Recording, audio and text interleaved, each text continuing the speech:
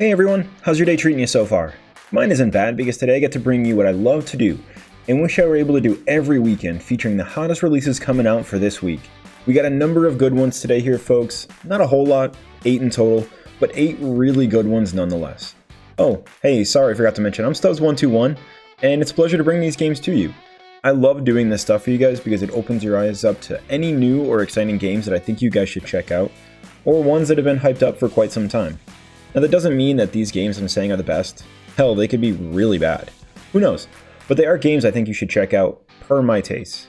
As well too, I have the entire list below in case I missed any that you were looking forward to. Now if you've made it this far, why don't you drop a sub, a like, and maybe even a comment if you want to see something different, something new, or just want to say hi. I'll be sure to respond right away. Thank you very much guys for sticking with us so far. So why don't we get to the games, because that's exactly why you guys came here, right? Exactly. Well, let's do this then. First up on our list, and a perfect game for this time of the year, I'm talking about Halloween, because I'm bringing a scary game to you guys. Now this is a long-running series of games that are filled to the brim with jump scares, a bit of gore, and some seriously good scary moments that will probably make you shit your pants. What I'm talking about is Amnesia Rebirth, brought to us by Frictional Games.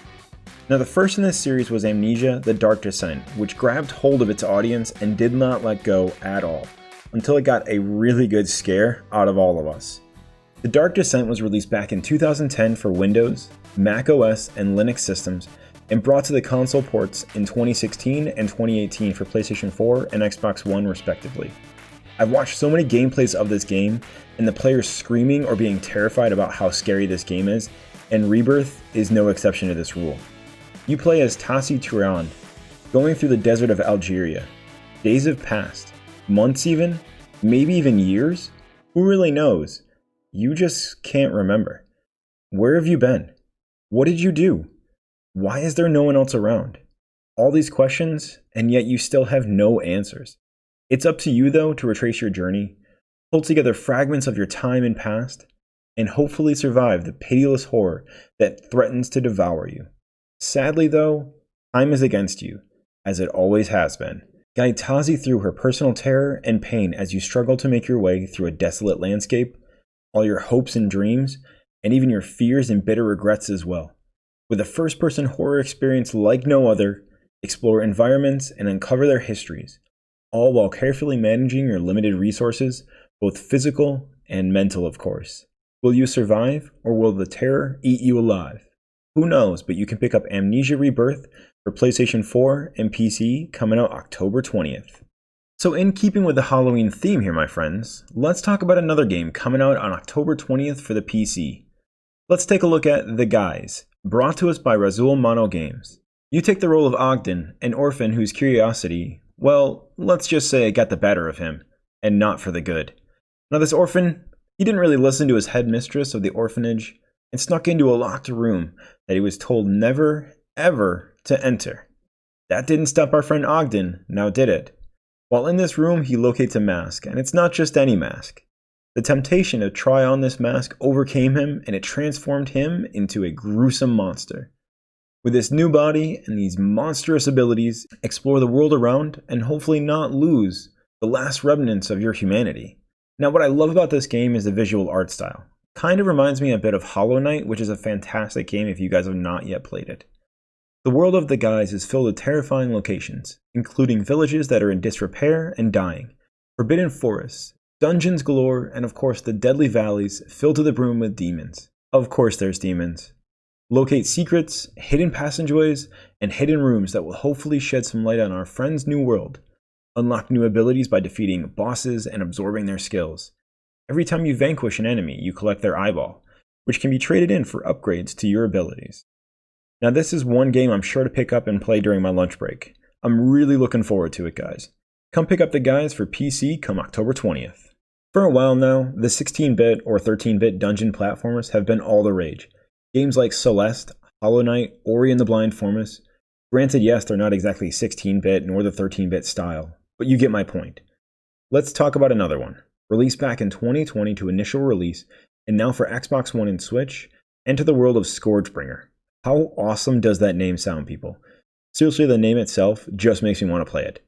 Again, another game that I'm totally picking up for my Switch during my lunch break. I'm honestly never going to be able to eat with Pokemon, which we'll get to soon, Neon Abyss, and the new game Hades I just picked up, which you guys need to play. I'm pretty sure I'm not going to be eating lunch anytime soon. Sorry, boss, I can't take the phone call. Little busy here, my friend. ScourgeBringer, brought to us by Flying Oak Games. It's a fast-paced, free-moving, roguelike platformer. Of course, set in a post-apocalyptic world, pretty much every game is set in that scenario, where a mysterious entity, again like every game before it, sorry, not trying to bash the game or anything, wreaked havoc on all of humanity.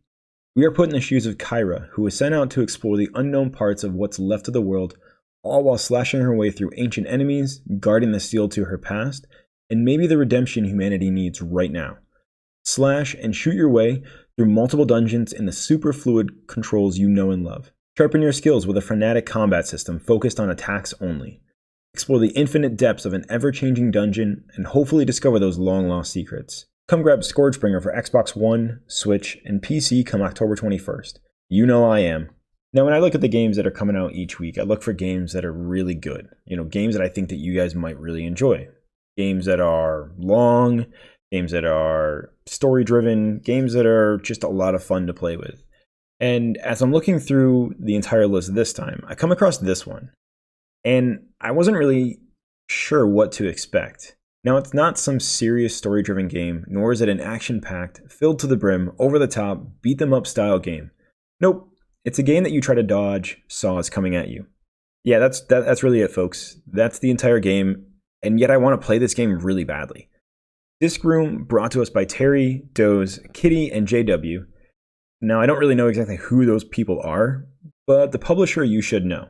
Devolver Digital, who made the ever-popular Fall Guys, Enter the Gungeon, and Serious Sam, so you know it's going to be good. So the question you have to ask yourself is, are you ready to be sliced in half? Yeah, no, seriously, guys, that's the question I'm asking. Are you ready? Because if not, well, sorry, it's going to happen. The year is 2089 and a giant disk has appeared in orbit of Jupiter. Grab your oversized spacesuit, of course, and be the brave scientist your family knows, and explore the sprawling intergalactic slaughterhouse. Now, what exactly are we trying to discover here? No freaking clue, but I'm super excited nonetheless to play this game. Just remember one thing, whatever kills you only makes you stronger. What that exactly means about the game? No freaking clue, but only one way to find out, right guys?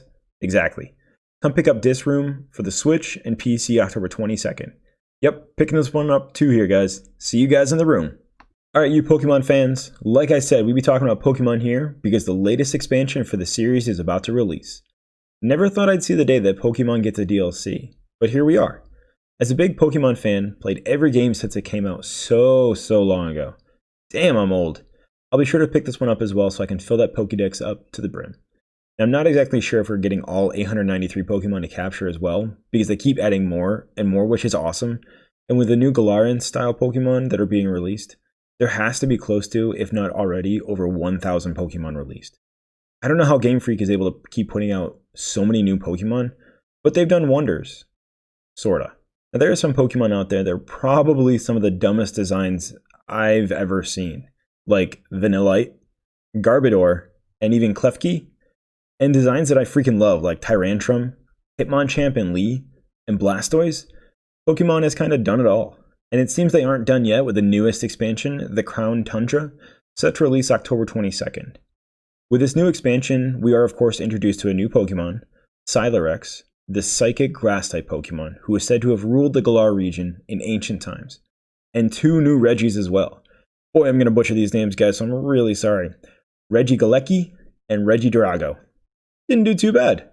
An electric-type legendary Pokemon and a dragon-type legendary Pokemon, respectively. In the previous expansion, the Isles of Armor were introduced to Kabufu and Uoshiru. Pretty great designs, if I have to say so. With more returning Pokemon like Alakazam, Horsea, and Tornadus that we haven't seen in quite some time, maybe Pokemon has finally been able to fill our wildest dreams to have every Pokemon in a game up to this point. But I'll be the judge once I get my hands on it, of course. With new features and items like Dynamax Adventures, a co-op adventure mode where you and 3 other friends can explore Pokemon dens together, and also Galarian Star tournaments, where after a certain point in the story, you'll be able to participate in a new 2v2 competition featuring all the gym leaders and any other NPCs in the previous game. With this new expansion for the Pokemon universe, as well as new Pokemon 2, Game Freak and Nintendo are pulling out all the stops here. Come pick up the new DLC for Pokemon Sword and Shield, the Crown Tundra, coming out for Switch on October 22nd. Alright friends, we're on our last one here for our hottest releases. Thank you to everyone who has stuck with us so far, so let's finish strong on another great one. Ever wanted to go to Alaska? I know I have. Maybe except for when it's winter. I think it's like 18 hours of darkness. And in the summer, it's like 18 hours of sunlight. That might be a turnoff for me, so maybe just vacation would be nice. But I'd still like to go. But what if you're lost there? In the frozen wilderness, and it's just you and 5 sled dogs. This is the Red Lantern, brought to us by Timberline Studio. Pretty fitting name if I would have to say so myself, as you navigate your way through the ever-changing wilderness of the Alaskan homefront.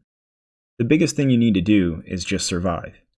Will you take on the world around you and hunt everything down so you and your dogs can survive? Or will you take a more cautious approach and learn about the wildness to survive if you're out there longer than you expect? Discover the hundreds of unique events as you and your dogs explore the nature around you and find your new home. Hopefully you survive and brave the cold, because there's things out there that will find a good use for you. Guess you'll just have to stay alive, I guess. Come pick up the Red Lantern for Xbox One, Switch, and PC October 22nd. Well, thank you guys so much. That wraps it up for another this week's releases. It has been my absolute honor to be able to present this to you guys. Again, if you guys do like what you see, definitely don't forget to hit that sub button, that like button, and that bell button to be notified of any new videos. If you guys think I should change something, if you guys like what I'm doing, if you guys want to see something different, please leave a comment in below. If there's anything that I can improve on, anything that I can work on, I'd appreciate any sort of encouragement at all. And I definitely would take any criticism as well too to heart, just so I can do a better job for you guys. Thank you guys so much for everything that you guys do. I really appreciate it all. You guys mean the entire world to me.